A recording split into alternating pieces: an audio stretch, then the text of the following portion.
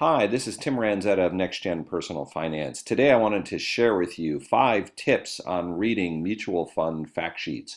Before you make any investment in a mutual fund, you will want to be sure to read this fact sheet. Today we're going to look at the Vanguard 500 Index Fund Investor Shares. As the name suggests, that comes from the investment family at Vanguard. Here are the 5 pieces of information you want to make sure you glean from these fact sheets. First of all, the product summary is going to give you some background information. So in this case, we find that this fund invests in 500 of the largest U.S. companies.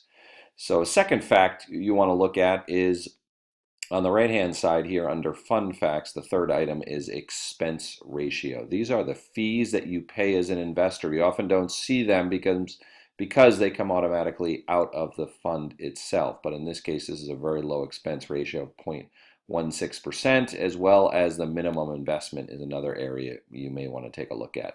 Moving down the page, a third item to look at is performance.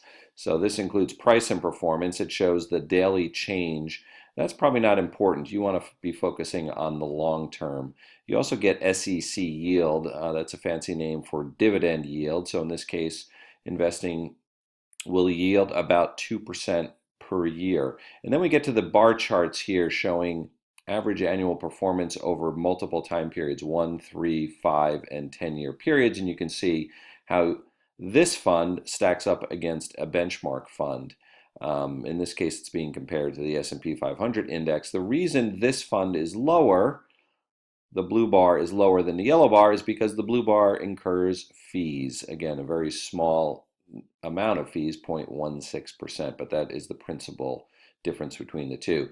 The other growth chart you see here shows what $10,000 invested in 2006 would yield today, almost a doubling from 10 to 20,000. But you did need to suffer a downturn where you lost almost half your investment at one point during 2008, but it's rebounded nicely since then.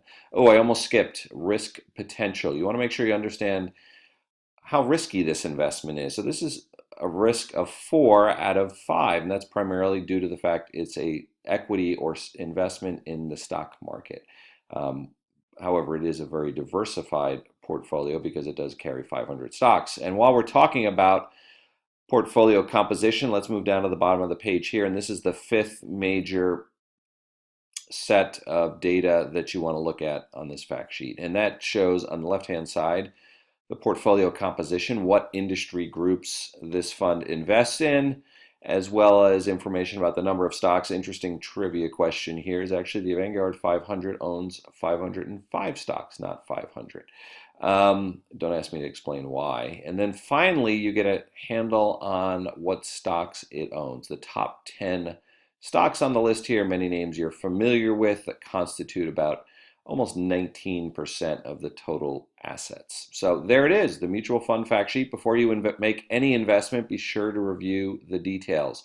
This video will be very helpful for you as you complete the next 10 questions. Good luck.